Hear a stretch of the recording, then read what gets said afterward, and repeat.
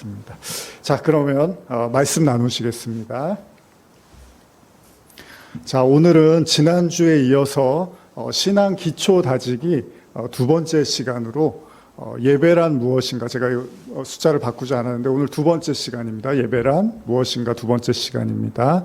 같이 우리 지난주에 나눴던 말씀들을 한번 떠올려 보시면서 다시 한번 우리 말씀을 한번 찾아볼까요? 요한복음 4장 24절 다 아시지만, 자, 요한복음 4장 24절 함께 저하고 읽고 우리 신앙의 기초 다지기 두 번째 시간, 예배란 무엇인가 두 번째 시간 함께 나누겠습니다. 한번 말씀 읽겠습니다. 시작.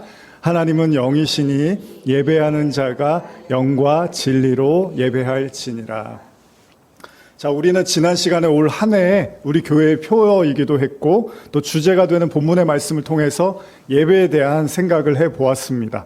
이전에도 제가 나누었던 것처럼 예배라는 것은 우리에게 너무 일상적이고 보편적인 신앙 요소이기 때문에 사실 굉장히 중요한 거죠. 지금 우리가 예배드리고 있는 거잖아요. 그렇기 때문에 이게 어떻게 보면 중요한 건 아는데 또 너무 당연하고 그리고 특별하지 않게 다가오실 수도 있습니다. 저도 중학교 때부터 교회를 다녔으니까 지금 거의 이제 한 30년 가까이 예배를 드린 거고, 그 예배를 주일마다 드렸다고 하면 1년에 한 몇 주 되죠? 42주, 45주 하면은 거의 10년이면 450번이고 3 곱하면 1200, 가까운 1500회, 그리고 다른 각종 예배를 드렸으니까 한 2, 3천 회의 예배를 드리지 않았을까라는 생각을 해봅니다. 새벽 예배 드리시는 분들은 매일 드리시니까 어마어마한 숫자가 되시겠죠. 그러니까 예배를 너무 자주 드리다 보니까 중요한 줄 알면서도 또 이게 너무 일상적이 될 수도 있겠죠. 예를 들면 이제 우리가 밥을 먹잖아요. 식사를 하는데, 자, 밥을 먹을 때마다 사람들마다 차이가 좀 있겠지만요. 아침, 점심, 저녁 이렇게 세 끼를 먹죠. 어떻게 세 끼 다 드시는 분 계신가요? 저만 두 끼 드시나요? 저는 세 끼를 먹습니다. 그럼 여기서 이제 보통 우리가 밥을 먹는다고 할 때 빠지지 않는 게 뭐죠? 식사를 한다고 할 때 밥이죠, 밥. 그러니까 반찬으로는 우리가 김치를 비롯해서 약간의 밑반찬 그리고 이것저것 먹기는 하지만 물도 마시죠. 근데 식사할 때 우리가 함께 꼭 먹는 것을 이제 주로 밥을 먹잖아요. 물론 이제 요즘은 다 다양한 식사 그 성향들이 다 다르기 때문에 그렇지만 보편적으로 우리가 밥을 먹습니다. 저도 요새 이제 어느 때인가부터인가 그 건강에 대한 생각을 하면서 이제 아침을 굉장히 잘 챙겨 먹는 습관이 생겼어요. 그래서 이제 예전엔 그걸 잘 이해를 못했는데 반찬이 있던 없던 이제 웬만해서는 이제 아침에 밥이랑 국 혹은 찌개 그리고 몇 가지 이제 밑반찬을 꺼내서 이제 밥을 꼭 먹습니다. 요즘 제가 이제 잘 먹는 밑반찬으로는 콩조림하고 그다음에 마늘장아찌하고 그리고 김을 또 이렇게 주셔서 김하고 먹습니다. 그리고 꼭 저희 부모님께서 꼭 하신 말씀 중에 하나가 계란을 하루에 하나씩 꼭 먹으라 그러셔갖고 아침에 이제 계란 후라이를 해서 밥에다 비벼서 이렇게 같이 반찬하고 먹습니다. 어찌 보면은 이제 살기 위해서 먹냐, 먹기 위해서 사느냐 이런 말도 있지만 밥을 먹는 행위가 인간에게 굉장히 중요한 의식과도 같은 거잖아요. 우리가 끝나고 또 밥을 먹을 텐데, 그래서 인간의 최소한의 이 생존을 위해서 필요를 말할 때 우리가 보통 의식주라는 말을 합니다. 그러니까 사람이 생존을 하기 위해서 필요한 게 최소한 뭐냐면 옷하고 그다음에 먹을 거하고 그리고 주거할 집이 있어야 된다고 합니다. 이 세 가지 요소를 우리는 보편적으로 가장 중요한 요소라고 하는데, 그런 의미에서 먹는다는 것은 당연히 중요하지 않을 수가 없습니다. 그렇다면 그 중요한 먹는다는 의식에서 나라마다 문화마다 좀 재료가 다르지만 보편적으로 우리는 밥을 주식으로 하잖아요. 근데 이제 빵을 먹는 나라도 있고 고기를 먹는 데도 있고 좀 다르긴 하지만 어쨌든 간에 밥을 주식으로 삼아서 반찬과 아울러서 다른 요리들을 곁들여서 먹게 되는 거죠. 무슨 말이냐면 이미 앞서서도 제가 말씀드린 것처럼 주식이라는 말도 썼지만 이 주식이 그 증권하는 그 주식 말고요. 우리가 식사를 한다고 할 때 엄밀히 말하면 밥을 먹는다는 표현을 쓰는 거잖아요. 지금은 사람들마다 이제 차이가 있지만 보편적으로 밥을 먹는 행위, 즉 쌀을 이렇게 밥으로 만들어서 먹는 걸 가장 기본적인 요소로 꼽을 수가 있습니다. 그러니까 우리가 밥을 먹는다고 할 때는 반찬만 집어먹는 걸 밥을 먹는다고 하진 않죠. 요즘은 이제 밥을 잘 안 드시고 반찬만 드시는 분들도 계시긴 하지만 보편적으로 우리가 밥을 먹는다고 할 때는 뭔가 주식을 같이 먹을 때 이제 밥을 먹었다라는 개념으로 이해를 하는 거죠. 물론은 식사를 할 때는 당연히 반찬이 있어야 됩니다. 골고루 균형 잡힌 영양 섭취를 위해서 당연히 필요한 거죠. 그러나 가장 근본적으로 밥을 먹는 혹은 서구에서 빵을 먹거나 면을 먹는 것을 식사의 기본으로 우리가 삼는다는 거예요. 뭐 고기도 먹기도 하고 그렇지만요. 프랑스에 잠깐 있을 때는 이제 바게트를 많이 먹었고 샌드위치를 많이 먹었어요. 점심에는 주로들 샌드위치하고 포테이토 칩 같은 거 있잖아요. 그걸 이렇게 샌드위치 하나 하고 포테이토 칩을 이렇게 많이 먹더라고요. 근데 어쨌든 간에 뭔가를 먹을 때 우리가 식사를 할 때 가장 중심이 되는 걸 우리가 주식이라고 말을 하는데요. 그렇기 때문에 우리는 그 밥이라는 걸 매 끼니 꼭은 아니지만 어쨌든 간에 대부분 지속적으로 먹는다는 겁니다. 그래서 이제 어릴 때는 제가 잘 몰랐는데 어르신들이 자주 하시는 말씀 중에 이제 이 밥이 맛있어야 된다라는 말씀들을 이제 하시는데 그걸 잘 몰랐어요. 그러니까 뭐 여러분들은 어떠신지 모르겠지만 그냥 밥이라는 거는 뭔가 반찬을 먹기 위해서 너무 짜니까 먹는 어떤 뭐 그런 정도로 예전에는 생각했던 것 같아요. 근데 소위 이제 나이를 먹으면서 밥맛을 느끼는 나이가 된 것 같습니다. 그래서 요즘은 어디 식당 가도 여기 밥이 참 맛있다. 어디는 여긴 반찬은 맛있는데 밥이 좀 그렇다. 뭐 이런 생각을 우리가 하게 되잖아요. 그러니까 이제 밥이 굉장히 중요한 거구나. 이 식사에서 굉장히 중요한 요소라는 것들을 이제 알게 되는 것 같습니다. 뭐 제가 장황하게 이렇게 밥과 식사에 관한 이야기를 하고 있지만 제가 다시 예배에 관한 그 예수님의 가르침을 한번 떠올려 보면 여러분 신령과 진정으로 예배를 드리는 자, 뭐 다른 이제 개역개정에서 영과 진리로 예배를 드리라고 예수님이 말씀을 하셨는데 그걸 한번 떠올려 보는 거예요. 여러분 우리가 대부분 끼니 때마다 밥을 이렇게 같이 먹는 것처럼 예수님은요 예배를 드릴 때마다 꼭 기억해야 될 게 있는데 그게 뭐냐면 신령과 진정으로 예배를 드리라는 겁니다. 영과 진리로 예배를 드리라는 거예요. 이거는 놓쳐서는 안 된다는 겁니다. 그러니까 여러분과 제가 예배를 드릴 때마다 사실은 영과 진리로 신령과 진정으로 예배 드리고 있느냐를 생각하라는 거예요, 예수님이. 우리가 잘 아는 고린도전서 13장의 그 고백, 바울의 고백을 한번 제가 읽어드릴게요. 여기서 바울이 무슨 얘기를 합니까? 사랑에 대한 얘기를 하는데 뭐라 그러죠?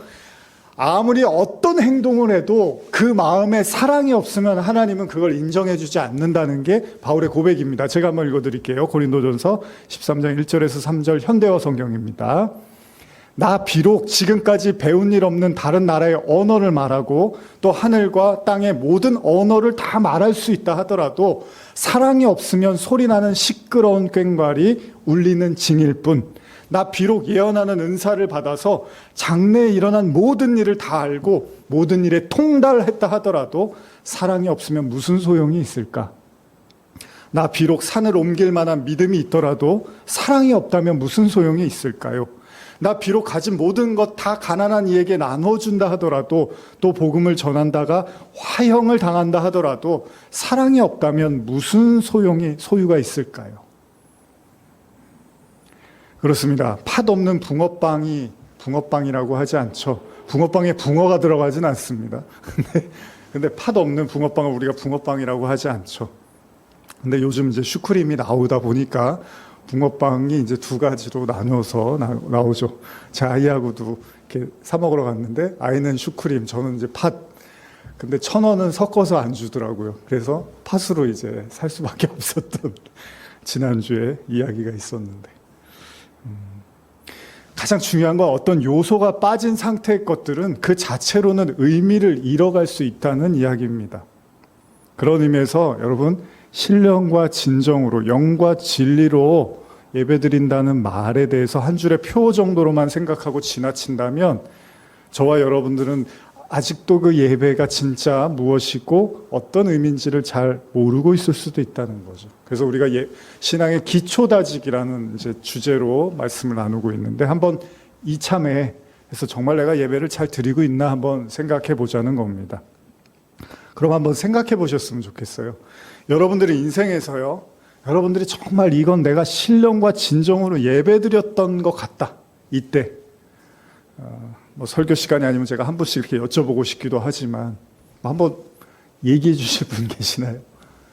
난 정말 이때는 내가 진짜 이렇게 신령과 진정으로 예배드렸던 것 같습니다. 아마 그런 때들이 있으실 거예요. 그런데 행여나 그렇게 확신이 들지 않는다면 여러분들의 인생에서 여러분들의 신앙생활에서 정말로 신령과 진정으로 예배드렸다고 생각되는 그런 시점을 한번 찾아볼 필요가 있지 않을까. 제가 신학교를 막 졸업하고요. 작은 선교회를 하나 만들었거든요. 그래서 몇몇 학교 선후배님들하고 토요일마다 학교 기도실에서 예배를 드렸습니다. 제가 물론 이제 예배를 인도하는 입장이었지만 그래도 저 역시도 예배자로서 충실하고 싶어서 굉장히 이제 애를 썼던 기억이 납니다. 아마도 지금 기억에 이제 예배를 한번 시작을 하면 2시간에서 2시간이 넘었던 적도 있어요. 지금 생각해 보면 그 당시에 굉장히 진지하게 제가 예배에 임했던 기억이 납니다. 물론 그 어떤 예배도 진지하지 않거나 가볍게 생각하지는 않았지만 지금 생각해 보면 그때 그 20대 중반에 드렸던 그 예배의 기억은 굉장히 제가 고심도 많이 하고 더 많은 생각들을 하면서 예배를 인도했던 것 같아요. 아마도 여러분들 나름대로도 그런 기억이 있으실 수 있습니다. 또 한 가지 기억은요, 제가 젊은 시절에 자주 말씀드린 그 찬양 집회에서의 예배입니다. 워낙 인도하시는 분을 제가 좋아하고 훌륭하다고 생각했기 때문에 그 예배에 아주 진지하게 몰입하지 않을 수가 없었던 기억이 납니다. 자, 여러분들의 예배의 기억은 어떨까요? 아마 여러분들도 예배를 드리면서 상당히 진지했거나 혹은 큰 위로나 감동을 받아서 눈물을 흘렸거나 혹은 설교 말씀에 깊은 은혜를 받은 그런 예배들을 떠올리실 수 있습니다. 그렇다면 그 순간에 그 상황의 예배를 우리가 신령과 진정이라고 말할 수 있을까? 그러니까 예수님이 말씀하시는 신령과 진정, 영과 진리가 그런 의미인가? 되게 진지하게 예배를 드린 것, 되게 막 열심히 예배를 드린 것, 열정적으로 예배 드린 걸 신령과 진정이라고 보는 것일까? 그래서 한번 이제 어원을 한번 찾아볼 필요가 있어서 신령과 진정이라는 말의 의미를요 한번 찾아보면 헬라어로 개역 한글에는 신령 그리고 개역 개정에는 영이라고 쓰여져 있는데 이 단어가 헬라어로 푸뉴마라고 합니다. 그래서 이 뜻이 뭐냐면 바람, 호흡, 생명, 영, 성령이라는 뜻을 갖고 있습니다. 그러니까 이미 개역 개정에서는 영이라고 표현이 되어 있잖아요. 그러니까 영과 관련한 의미로서 제가 성경 사전을 한번 찾아보면 이런 내용이 있습니다. 여러 가지 뜻이 있는데 그 중에서 뭐 몇 가지만 제가 적어왔는데 전이 된 의미로서의 영. 그러니까 한번 읽어드릴게요. 푸뉴마는 전이 된 의미로 상호 간의 관계에서 오가는 영을 가리키는 단어로 사용된다. 따라서 이 단어는 한 성읍의 정신이나 신들이나 다른 사람들의 영향력이나 다양한 형태의 자극을 의미하기도 한다. 그리고요, 두 번째는 예언적인 영. 그래서 이것도 한번 읽어드릴게요. 예언과 예언적인 시에서 푸뉴마는 자극시키고 열심을 내게 하며 채워주고 영감을 주는 영이다. 푸뉴마는 또한 고상한 웅변술의 언어 연사에 사로잡는 힘 등을 가리킬 수도 있다. 그러니까 무슨 말씀이냐면요. 여기서 말하는 영의 개념은요, 우리가 잘 아는 성령의 개념으로 이해할 수도 있는데 앞서서 나눈 성경 사전의 내용을 조금만 참고한다면요. 예배를 드릴 때 어떤 영적인 교감이라든지 어떤 자극이나 혹은 영감을 주면서 우리를 이끌어가는 그런 의미로 이해할 수 있다는 겁니다. 그런데 이런 내용이 어느 정도 일리가 있는 게 여러분, 실제로 우리가 성령을 이해할 때 성경에서도 이런 내용들이 기록이 되어 있다는 겁니다. 한번 말씀을 찾아볼까요? 요한복음 14장 26절 한번 찾아볼까요? 요한복음 14장 26절입니다. 예, 찾으셨으면 한번 같이 읽어볼까요? 시작. 보혜사 곧 아버지께서 내 이름으로 보내실 성령 그가 너희에게 모든 것을 가르치고 내가 너희에게 말한 모든 것을 생각나게 하리라. 그리고 한 장만 넘기시면 15장 26절로 가볼까요? 그대로 한 장만 넘기시면 거기에도 비슷한 말씀이 있습니다. 시작. 내가 아버지께로부터 너희에게 보낼 보혜사 곧 아버지께로부터 나오시는 진리의 성령이 오실 때에 그가 나를 증언하실 것이요. 그렇죠? 그리고 로마서로 가면, 이건 제가 한번 읽어드릴게요. 로마서 8장 26절 27절인데 한번 잘 들어보세요. 이와 같이 성령도 우리의 연약함을 도우시나니 우리는 마땅히 기도할 바를 알지 못하나 오직 성령이 말할 수 없는 탄식으로 우리를 위하여 친히 간구하시느니라. 마음을 살피시는 이가 성령의 생각을 아시나니 이는 성령이 하나님의 뜻대로 성도를 위하여 간구하심이니라. 현대어로 27절을 한 번 더 읽어드릴게요. 그리고 모든 사람의 마음을 꿰뚫어 아시는 아버지께서는 우리를 위해 하나님의 뜻에 맞게 간구하시는 성령의 뜻을 다 알고 계십니다. 자, 앞에서 살펴본 것처럼요, 성령이 우리 안에서 예수님께서 우리에게 가르쳐 주신 말씀의 진정한 의미를 깨닫게 해주고, 아울러서 예수님이 진짜 누구인지를 우리에게 알게 하신다는 거예요. 나아가서 로마서의 말씀을 보면 우리의 연약함을 도와서 저와 여러분들이 뭘 기도는 해야겠는데 뭘 기도해야 될지도 모르겠고, 뭔가 신앙생활의 어떤 기준과 근거를 삼기가 어려울 때 성령이 무엇을 해야 될지 모를 때 우리에게 오셔서 우리를 위해서 중보하시고 뭘 기도해야 될지를 알려주시고 또 우리를 위해서 탄식하신다고 말씀하고 있습니다. 그런 의미에서라면 영과 진리로, 즉 신령과 진정의 의미에서 신령 혹은 영, 이런 의미는 쉽게 이해한다면요, 성령에 의한 예배를 드려야 된다는 거예요. 내용은 좀 딱딱하실 수 있는데 한번 잘 생각해 보세요. 예배를 그냥 드리는 게 아니라 성령에 의해서 예배를 드려야 된다고 지금 이야기하고 있습니다. 예를 들면 지금 오늘 첫 곡으로 우리가 불렀던 찬양인데요, 지존하신 주님 이름 앞에라는 찬양을 불렀습니다. 기억 한번 떠올려 보세요. 그 가사가 어떻게 되죠? 지존하신 주님 이름 앞에 모두 무릎 꿇고 다 경배해. 거룩하신 주님 보좌 앞에 엎드려 절하세. 예수는 그리스도, 예수는 주, 하나님의 영으로 경배 드리세. 기억하셨죠? 예수는 그리스도, 예수는 주, 하나님의 영으로 경배 드리세. 여기서 후렴구가 인상적입니다. 하나님의 영으로 경배 드리세. 여러분, 하나님의 영으로 경배를 드리래요. 그럼 이 말을 한번 이렇게 잘 한번 생각해 보면, 제가 오래전에 이 찬양을 부르다가 어떤 고민이 생겼는데, 그게 뭐냐면 내가 하나님께 경배를 드리는 건데 이 찬양의 가사는 내가 아니라 하나님의 영으로 경배를 드린대요. 아니, 하나님의 영이면 성령이잖아요. 그러면 성령은 하나님이잖아요. 근데 하나님의 영으로 경배한다 그러면 하나님이 하나님을 경배하는 게 되잖아요. 이게 무슨 뜻이지? 그런 생각을 했던 기억이 납니다. 여러분들 이상하지 않으십니까? 이 찬양의 가사가? 전혀 이상하지 않으시고 더 알고 싶지 않으신 건 아니시겠죠? 이상하죠?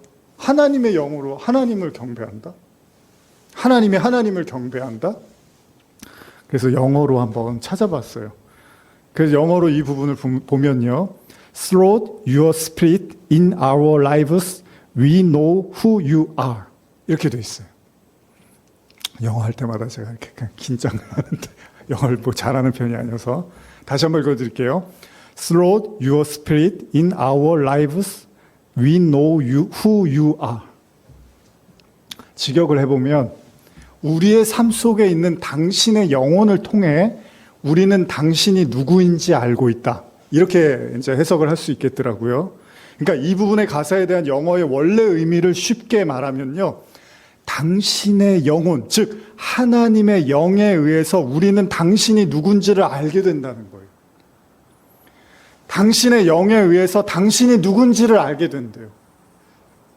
그러니까 앞서도 제가 나눴던 것처럼 예수님이 성령에 대한 언급이나 바울이 로마서에서 언급한 성령에 대한 가르침하고 비슷한 맥락인데, 무슨 말이냐면 하나님의 영에 의해서 주님이 누군지가 더욱 분명해지고 그로 인해서 우리가 그 주님을 진정으로 예배할 수 있고 찬양할 수 있다는 얘기입니다.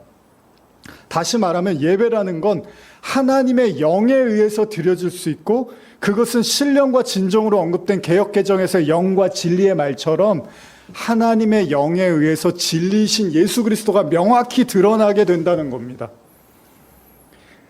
이 말도 좀 잘 이해가 안 가시죠? 알 것 같기도 하고 모를 것 같기도 하고. 어쨌든 영과 진리라는 표현도 맞지만요. 그 영으로 인해서 진리에 대해서 예배드릴 수 있게 된다. 이렇게도 볼 수 있는 거예요. 그러니까 그 영이 우리를 진리로 예배드리게 한다. 이렇게도 볼 수 있는 거죠. 그렇다면 여기서 어느 정도 우리가 예배에 대한 올바른 목적과 이유를 생각해 볼 필요가 있는데 그게 무엇일까요? 자, 예배라는 건 하나님의 영의 도움을 받아서 진리신 예수 그리스도를 명확하게 드러나게 되고 그로 인해서 우리가 하나님께 지난주에 살펴본 것처럼 입맞추고 엎드려 경배를 드릴 수 있게 된다는 의미로 볼 수 있다면, 다시 말하면 하나님의 영의 도움이 없으면 그 경배가 어려워지게 되고 그 예수 그리스도의 의미도 알지 못하게 된다는 얘기잖아요. 다시 말하면 예배에서 가장 중요한 지점은 성령이 가르치는 바 바로 예수가 그리스도라는 사실을 여러분과 제가 더더욱 명확해지고 온전하게 믿고 깨달아가는 그 경배의 과정이 예배라는 거예요. 그러니까 이 예배 시간에는 뭘 해야 되냐면요, 예수가 그리스도라는 게 확실해지는 거예요. 점점점. 그건 단순히 예배를 잘 드려서요 복잡하고 뒤숭숭했던 마음이 편해지거나 인생에서 생활에서 겪는 각가지 문제를 헤쳐나갈 해답을 얻는다거나 그런 수준을 넘어서서 예수가 왜 그리스도고 내가 왜 예수님을 말미암아 구원을 받은 자, 구원을 받을 수밖에 없는 자임을 진짜 깨닫고 고백해 나가는 과정이 예배라는 거예요. 예배는. 그러니까 예배에서 다른 얘기하고 다른 거에 어떤 목적을 가지고 예배드리면 안 됩니다. 사실은. 그 예수님이 말씀하신 예배가 아닙니다. 근데 오늘날 많은 경우에 예배라는 이름 하에 다른 이야기들과 다른 관심과 목적으로 예배를 드리는 경우들도 많이 있습니다. 오늘 현대 사회에서.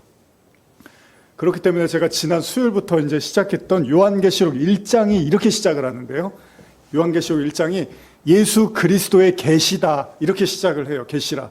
근데 주석에서도 언급을 하고 있지만 이 이야기를 여러분 들으시면 아, 예수 그리스도가 주는 계시구나. 그러니까 예수 그리스도가 미래에 대한 말씀, 장차 일어날 일을 주셨구나라고 이해할 수 있는데, 또 다른 의미는 뭐냐 하면요, 예수 그리스도에 대한 계시.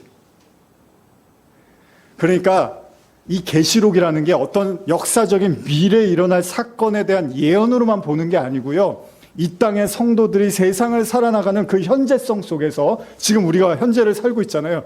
이 살아가는 삶에서 예수 그리스도를 점점점 깊이 알아가는 과정, 그 예수 그리스도에 대한 계시, 그걸 요한계시록으로도 이해할 수 있다는 겁니다. 잘 생각해 보세요. 여러분들 왜 교회를 나오시죠? 예수가 그리스도라는 걸 조금씩 알고 믿기 때문에 나오시잖아요. 근데 아직 하나님을 모르고 굳이 신앙생활을 하지 않는 사람은 예수가 그리스도라는 사실을 믿지 못하고 받아들이지 못하는 거죠. 근데 여러분들이 완전히 그걸 믿고 받아들이나요?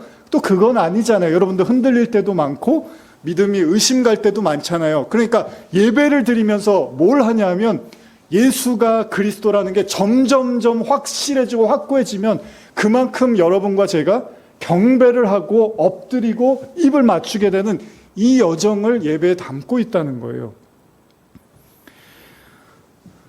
그래서 바울이 고린도전서 13장에서 이런 표현을 씁니다. 제가 한번 읽어드릴게요. 현대어 성경으로 13장 11절 12절인데, 우리가 어렸을 적에는 말하는 것이나 생각하는 것이나 판단하는 것이 모두 다 어렸지만 어른이 되었을 때 어렸을 적 말이나 생각이나 판단을 모두 다 내어버렸습니다. 우리 비록 지금은 희미한 거울 속 들여다보듯이 희미한 모습만을 비춰보지만 그날이 오면 얼굴과 얼굴을 맞대고 분명히 볼 것입니다.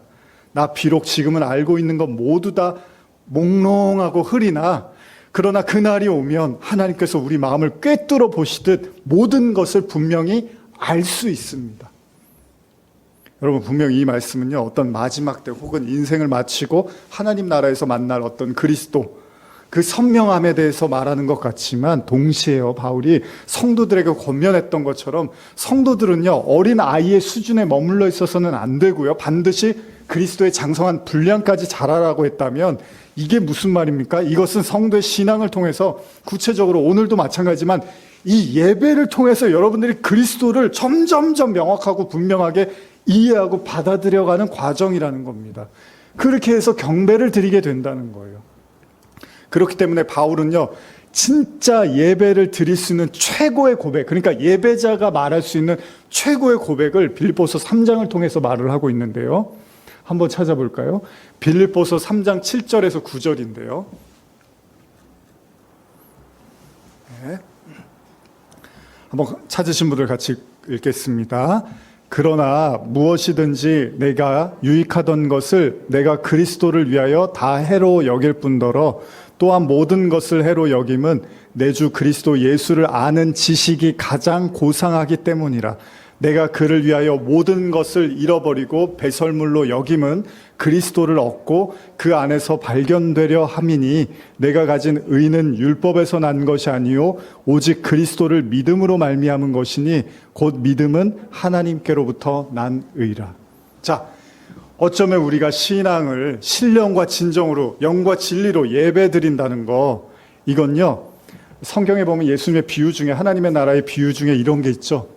그 값진 보화를 발견한 사람이 자기의 모든 재산을 팔아서 그 보석이 묻힌 땅을 사는 비유가 있습니다. 이게 하나님의 나라의 비유라고 예수님 말씀하셨는데, 무엇이냐면요, 여러분과 제가 유익하다고 여기는 모든 걸 해로 여기고 오로지 예수 그리스도를 아는 지식이 가장 고상하다고 말하는 바울처럼, 이게 뭐냐면 강제로 여러분들이 좋아하고 놓지 못하고 집착하는 거 있잖아요.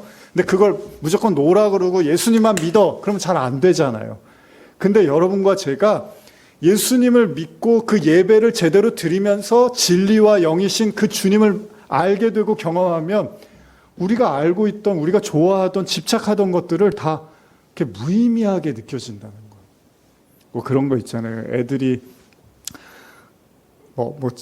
지금 얘는 잘 기억이 안 나지만, 예를 들면 사탕 같은 거 어렸을 때는 좋아하잖아요. 애기들 사탕 사달라는데 안 사준다 그러면 떼굴떼굴 구르고 소리를 지르고 난리를 치는데, 지금 여러분들이 지나가다가 사탕을 보면서 막 그런 생각을 하지는 않잖아요. 그러니까 아이들이 좋아하는 걸 우리가 나이 들어서 그걸 같이 욕심을 갖지는 않죠. 그러니까 우리가 자라난다는 건 예수 그리스도를 통해서 우리가 옛날엔 너무 중요하고 너무 집착했고 너무나 내 인생에서 중요한 목적이었는데, 그리스도를 만나면서 그것들이 별로 이렇게 맛을 잃어가는 거죠. 의미를 잃어가고 상실해가는 거죠.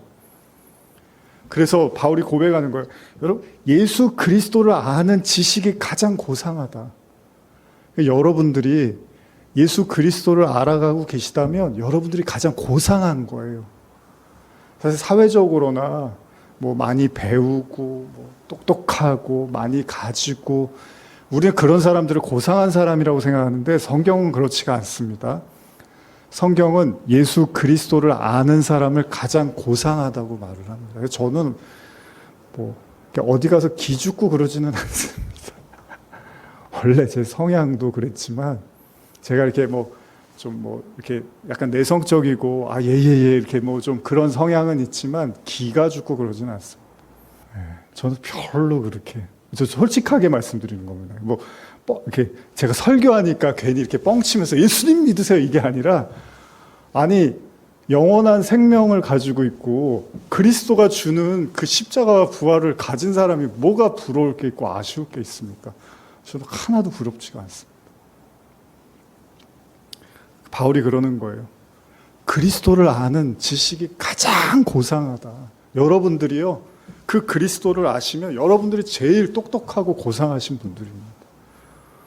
아무리 앞에서 자랑을 늘어놓고 본인이 어떻고 대단하다고 아무리 말해도 여러분들이 그리스도에 대한 확고한 믿음과 지식을 갖고 있으면 여러분들이 최고로 고상한 분들이라는 겁니다. 이게 그냥 입 발린 소리가 아닙니다. 진심으로 말하는 겁니다, 바울도. 근데 어쨌든 간에 우리가 그 그리스도로 말미암아 이제 진정한 예배자가 되는 건데, 근데 우리가 여기서 한 가지 빠뜨린 부분이 있습니다. 요한복음 4장 24절을 다시 한번 생각해 보시면요. 이제 외우셨죠? 안 찾으셔도 되죠?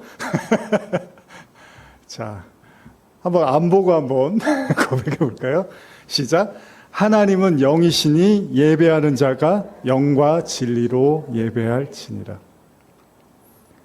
영과 진리로 예배할지니라라는 이 등장 앞에서 다름 아닌 다른 표현이 나오는데, 그게 뭐죠? 하나님은 영이시니. 그렇습니다. 하나님은 영이시니. 이게 무엇을 의미할까요? 이 부분에 대해서 다시 무언가를 말하기에는 또 시간이 많이 걸리니까 이제 마무리해야 될 시간인데 다시 시작할 수는 없죠. 그럼 여러분들이 또 힘들어 하실 수 있으니까. 자, 그렇기 때문에 앞서서 제가 처음 이야기했던 밥에 관한 이야기로 다시 돌아가 볼게요.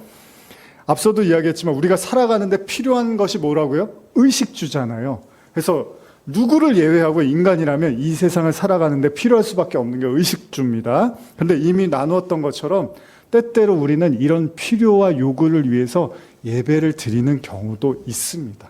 그래서 여러분, 유명한 목사님들이 유명한 이유 중에 하나가 어떤 사람들이 이제 사업을 고민하는데 목사님하고 상담하는데 사업 아이템을 던져준대요. 그래서 사업을 했더니 잘 된대요. 그럼 헌금도 하고 그러면서 교회가 막 소문이 나면서 커지는 거죠. 그래서 그런 거 잘하는 목사님도 있어요. 이 사업 한번 해보세요. 저 사업 한번 해보세요. 뭐 저는 이제 그런 생각을 별로 하지는 않습니다. 근데 그런 것들을 목적해서 예배를 드리려고 하는 경우들도 많이 있잖아요. 그러니까 내가 살기 위해서 필요와 요구를 위해서 예배를 드리는 경우도 있습니다. 물론 우리 자신에게, 저도 그렇고 너는 그런 적 없어라고 말하면 여기에 대해서 난 절대 그런 적 없어 이렇게 말하는 경우는 많지 않을 거예요. 왜냐하면 우리 인생에도 만만치 않은 생활의 어려움이 찾아오기도 하고요. 그럼에도 불구하고 예배를 드리면서 그런 목적을 가지고 하는 것이 바람직하지 않은 건 알지만, 그런데 예수님은 어쨌든 간에 신신당부처럼 강조하신 말씀이 있는데, 이 말씀을 떠올려 보면 하나님이 영이신이라는 표현을 조금 더 우리가 이해하는데 도움이 될 것 같아요. 뭐냐 하면요, 마태복음 6장 31절에서 33절인데요. 이건 제가 읽어드릴게요. 여러분 잘 아시는 구절인데, 연초마다 제가 아마 굉장히 오랫동안 6년 가까이 이렇게 할 때 연초마다 꼭 언급을 했던 구절 같아요.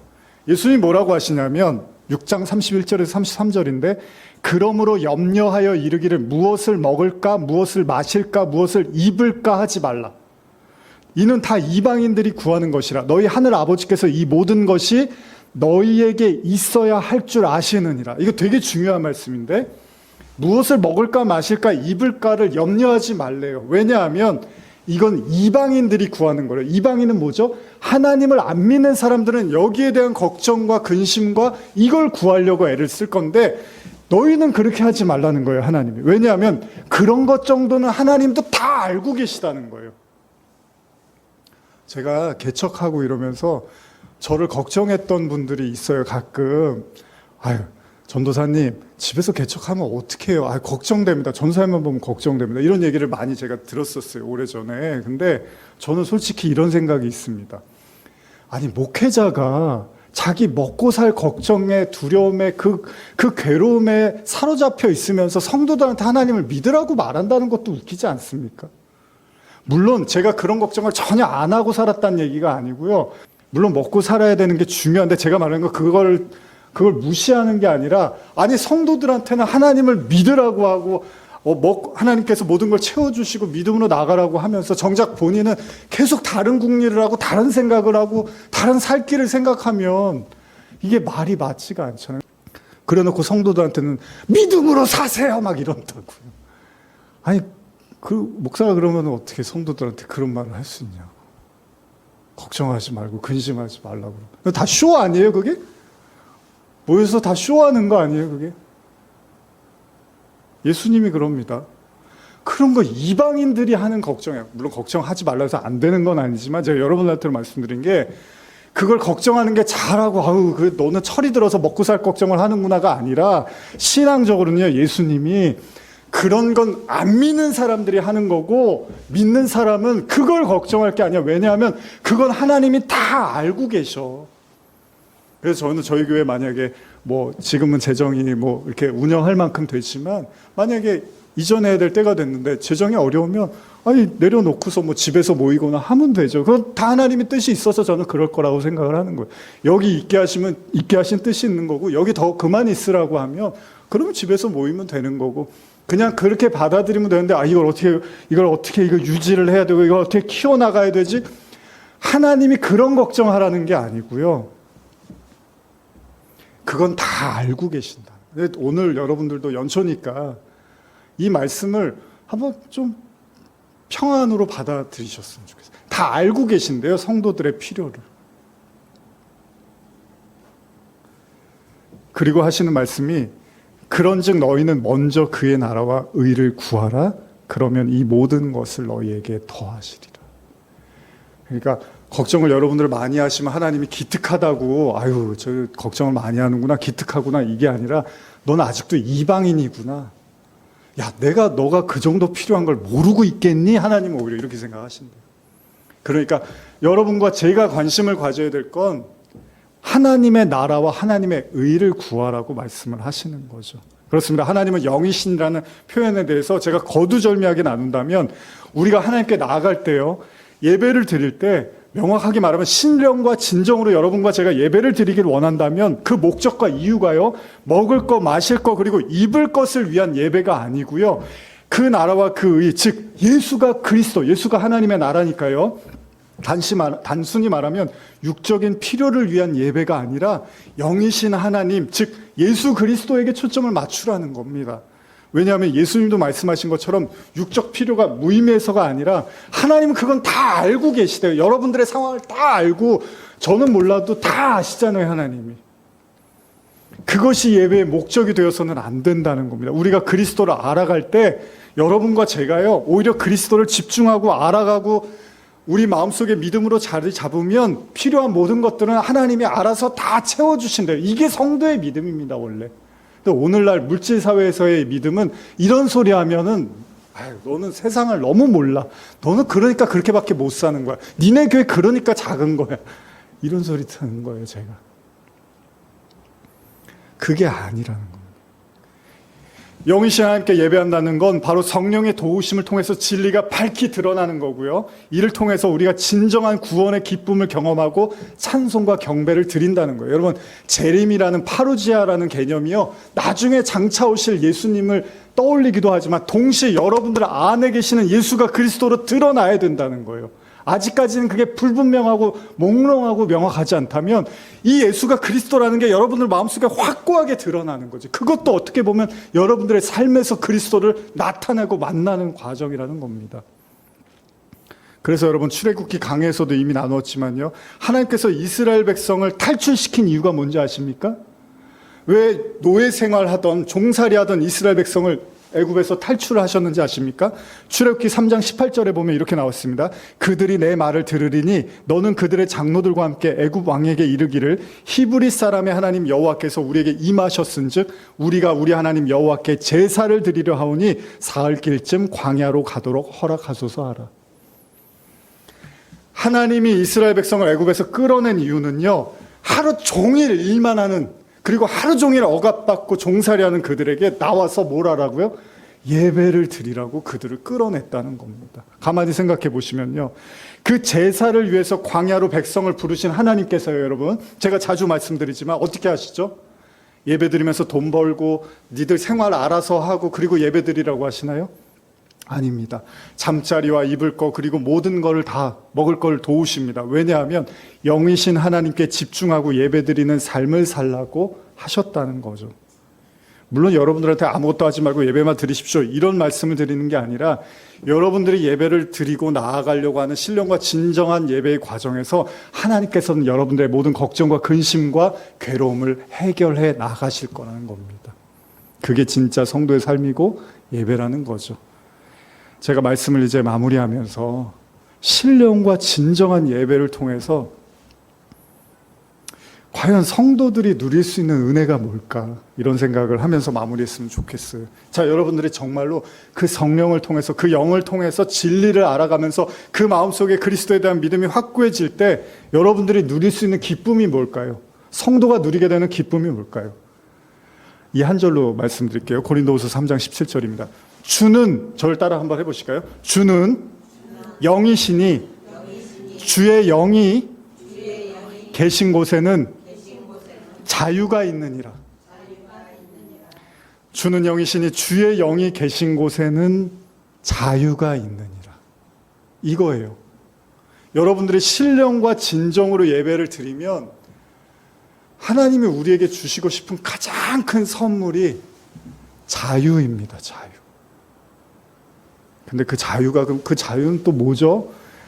뭐 그렇게 궁금하실 수도 있지만 지금 간단히 말씀드리면 그 어떤 것에도 매인바되지 않는 그리스도와 함께함으로 말미암아 두려워하지도 않고 불안해하지도 않고 공포로 걱정과 염려에 휩싸이는 것이 아니라 모든 것에 자유로운 시간과 공간의 제약을 받지 않는 그 영의 은혜의 상태를 우리가 이 땅에서도 누리게 된다고 말씀하십니다.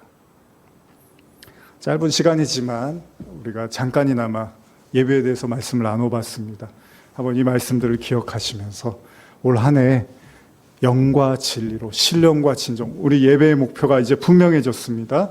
먹고 살고 내가 살아가는 과정에서의 어떤 문제를 해결하기 위해서 예배를 드리는 게 아니라 예수가 진리이신 그리스도이심을 밝히 우리 마음속에 드러나게 하셔서 내가 이 세상을 두려워하는 것이 아니라 하나님께 경배하며 자유케 하는 은혜로 살게 해달라고, 그런 삶이 되시기를 간절히 축복합니다. 기도하시겠습니다.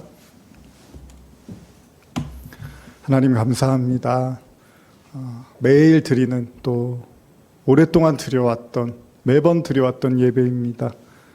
예배의 목적과 길을 잃었다면 오늘 말씀을 통해서 다시 한번 깨닫게 하시고, 또 다가오는 새로운 예배를 통해서 그리스도께만 집중할 수 있도록 인도하여 주시옵소서. 감사드립니다. 예수님의 이름으로 기도합니다. 아멘. 우리 함께 부르신 곳에서 예배합니다. 함께 찬양하고 축도로 마치겠습니다.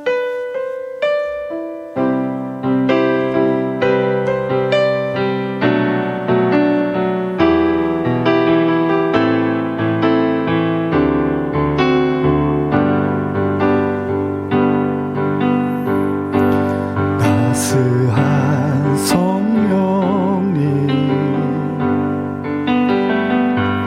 마음으로 보내 내 몸을 감싸며 주어지는 평안함, 만족함을 느끼 사랑과 진리에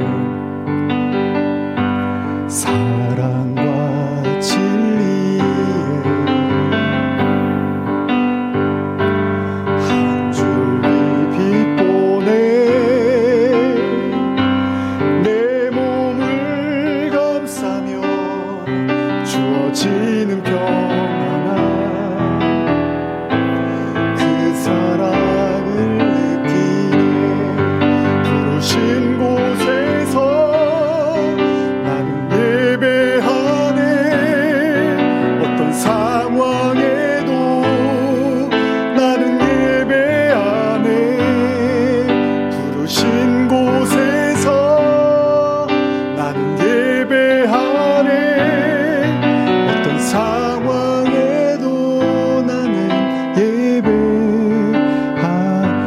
같이 눈을 감으시고 우리 말씀 들으셨는데 혹시 여러분들의 마음에 울리는 메시지가 있었습니까?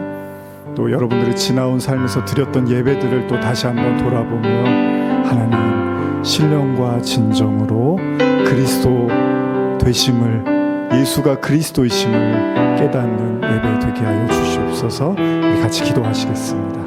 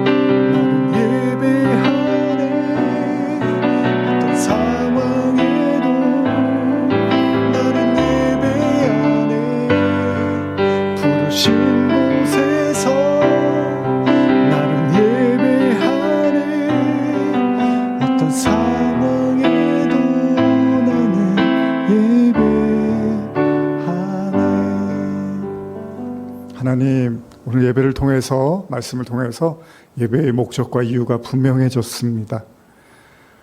사람이 갈피를 잡지 못하고 또 생각이 많아져서 고뇌가 많고 번뇌가 많을 때 중심이 필요합니다.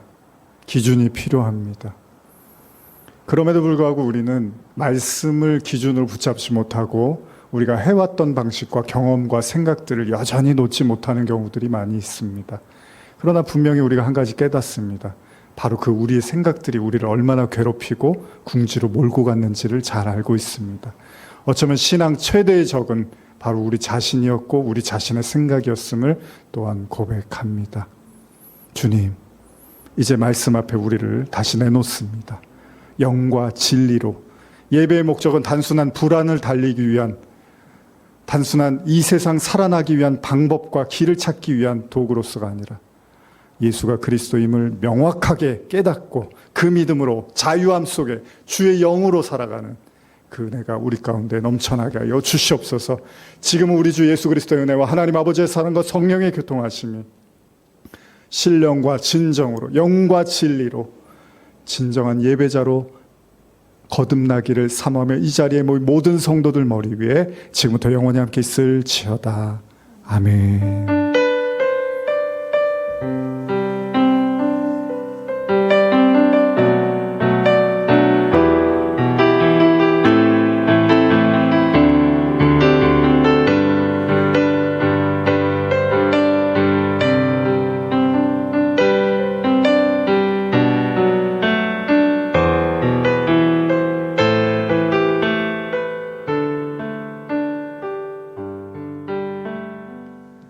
감사합니다. 점심 맛있게 드시고.